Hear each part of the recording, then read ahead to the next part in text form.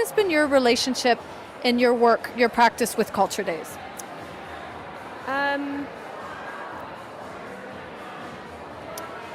Well, initially I was involved in the Culture Days task force in Ontario, kind of helping to get the initiative off the ground.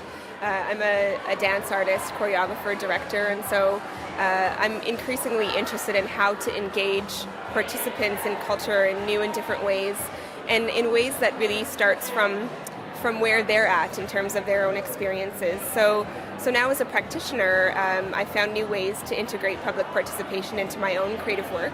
And this coming year at Culture Days, I'll be hosting an open rehearsal for a new work that I'm developing that will premiere the following weekend at Toronto's Nuit Blanche event.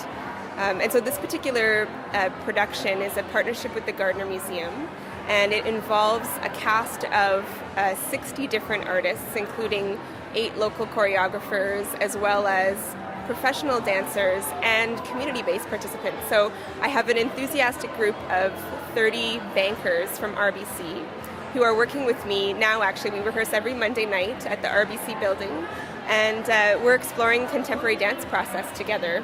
Many of them have never performed any kind of dance work before, although some of them have performed as singers. A few of them participate in an amateur glee club type group, so they have done some public performances through that.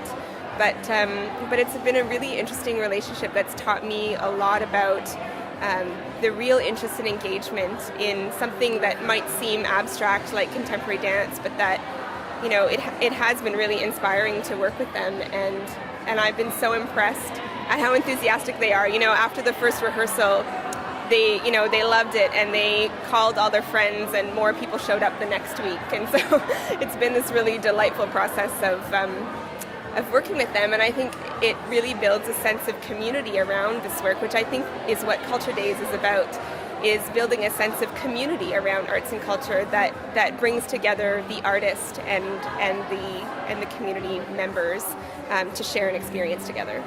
And I'm wondering, like you're speaking about working with this group of people from RBC, like how did you go about building that relationship? You know, it's taken a while, to be honest. It's kind of an interesting story. It started out when I approached my accounts manager at RBC to come and see one of my shows. And, you know, he's someone that has a lot of clients and that is often looking for, you know, entertainment or social events to take his clients to. And so he came to see a Fringe performance that I did probably about 3 years ago now, and had a great time, and, you know, has kind of kept in touch and started coming to other shows. And then last year I was producing a new work, and I asked him if he would assist me kind of with the fundraising aspect of it, and he sat on my fundraising committee and brought a whole bunch of his colleagues to see the show and helped me raise a bunch of money that supported the production. And then shortly after that, he actually proposed the idea that you know, he'd maybe like to collaborate on something, and he told me about this glee club that he sings as a part of, and they had a great performance on Canada Sings, which is this big national televised event where they compete for charitable money, basically, with another amateur glee club. So I was kind of following the process of his involvement with that, and then he told me about an employee volunteer program that they have at RBC, where employees can volunteer for a charity, and, you know, for 40 hours of their time, RBC will contribute $500 to the project. So that's kind of how it began, and so he recruited, you know, many of his colleagues to participate in this particular project, and as a result, RBC is making a pretty substantive contribution to the project, but as a result of the engagement of their employees.